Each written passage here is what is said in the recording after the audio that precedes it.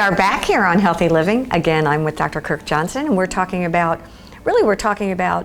knees and hips, quite frankly. We're talking a little bit about arthritis, and I'd love to chat with you a little bit about prevention. How do I age gracefully? And again, I've got kids that are in their 30s and 40s, all really active. Are there things that we could do to be proactive and aware that maybe we're not doing so well? Yes. So we mentioned in the last segment a little bit about genetics. So you have to recognize your genetics first. So if mom had both hips and both knees replaced, sorry. Again, we can't pick our parents. So genetics determine a little bit of what we can expect. Okay. I mentioned dysplasia, the problem that women have more than men in the hip. That's also expected to be something that may affect daughters. But the point is, if you have the genetics or not, there are many things that you can do to keep going longer, to avoid having to see me. Well, we said lotion is motion, so keep on moving. Yeah, so I'm a pleasant guy to visit with if you do have to come to me, but you'd rather not, believe me. So the point is, number one is activity level. It really is. So, and it doesn't have to be training for a marathon. It doesn't have to be living in the gym. It really means at least every other day getting out and moving. So there are three forms of movement. One is full weight bearing activity, which is walking. Partial weight bearing is biking, and non-weight bearing is swimming. That would be the ultimate. If everybody could do some walking, biking, and swimming, it'd be the perfect combination. Women need to do weight bearing activity to avoid osteoporosis. Okay, good. If grandma is curled over like a pretzel and has had a bunch of compression fractures in her spine, again, genetics are big. So it has to start at a young age with activity, and it has to be weight-bearing activity to keep the bones strong. And even I have to pay attention to my posture sometimes. I think when I'm on the computer, I'll recognize that I'm slumped and not holding my stomach in, and all those things that look at all of us just kind of sit up a little bit. Belly to spine, sucking in the, strengthening the core for spinal health. But it really is activity, being out and about, and again, it doesn't have to be a lot, but it needs to be regular. Okay, so three different kinds. So that's one. Weight management goes with that, obviously. So I will not do, for instance, a hip or knee replacement if somebody has a BMI of above 30. Okay. Now, if you look at a body mass index table, 30 is under the category of obese. Okay. So the labels are a little bit unfair. The BMI labeling, meaning healthy, overweight, obese, very obese, is really badly labeled. I think the table was labeled by cardiologists who want us all to look like we're dying of starvation. Exactly. So there's somewhere in between being really a skinny runner and a healthy, active person. Got it. I would be considered obese according to the table, and I'm not. Right. So the point is, BMI of 30, that number, if you look it up on your phone, or that's a target for everyone, and everyone can achieve that. Got it. So activity was the first thing, weight management, and therefore nourishment is part of the deal too. And the biggest mistake most of us make, particularly down in this part of the country, is hydration. Oh. So it's very easy to go outside down here and do some yard work or whatever and be completely unaware that you are getting dehydrated. So, it's fascinating that hydration is key. It's fascinating that you're saying, because well, since this time I do a lot of my therapy sessions outside where it's been 90, and I'm not particularly moving a whole lot, but it doesn't matter. It's called insensible loss. You're losing fluid through evaporation from your body, and it can be phenomenal how much you can lose. So the easiest way to know how much water to drink is that when you do go to pee, if there's any color to your urine, any certainly dark color urine, you are dehydrated by definition. So you need to keep your urine clear and determine how much fluid you need in order to do that.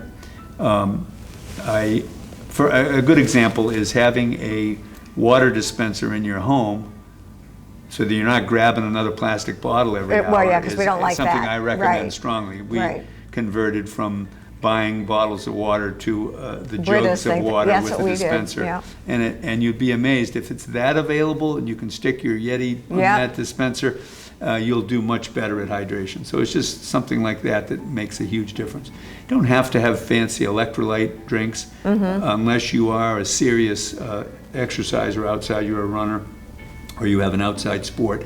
Then you may have to deal with some electrolyte balance additions to water. So I'm hearing weight-bearing exercise. Well, I love that. Running, biking, and swimming would be the ultimate. They would. And then when we talk about weight-bearing for a woman, can that be as even a plank, or it can?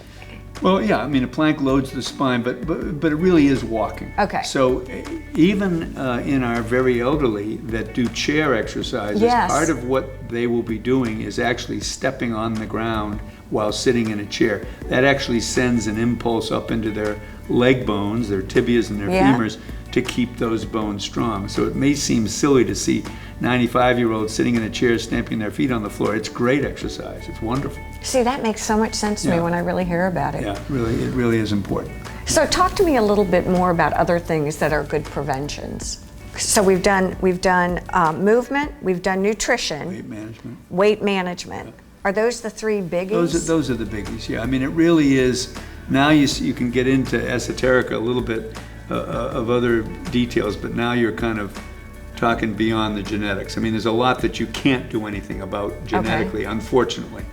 Now, that conversation changes. Both of us are like That conversation changes when you're in the middle of the evolution of arthritis.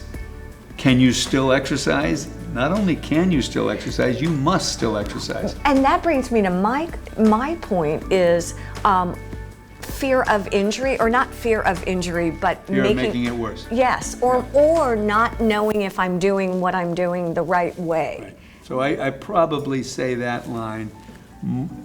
More people come in to find out what can I do, what shouldn't I do, will I make it worse? And I probably say it more than anything. You cannot make this worse. Okay. If you have, so arthritis is on a scale of 0 to 4. 0 is a normal, 4 is bone on bone, end stage, severe, you need a new hip or you need Hurts. a new knee.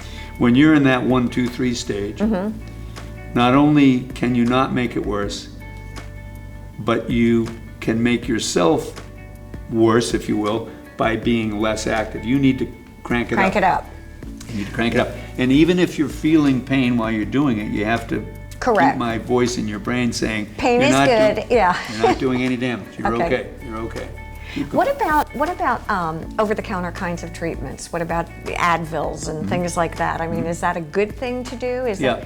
Okay. I mean, the public has been made very aware of the dangers of certain medications. Right. And I think almost too much. Of I mean, I course. have people come in and say, oh, I Oh don't my want God, to no take it. Oh my opioids for God. me, yeah. And ibuprofen, which is Advil, is a short-acting anti-inflammatory. It only lasts for 6 hours in your system. It's metabolized quickly.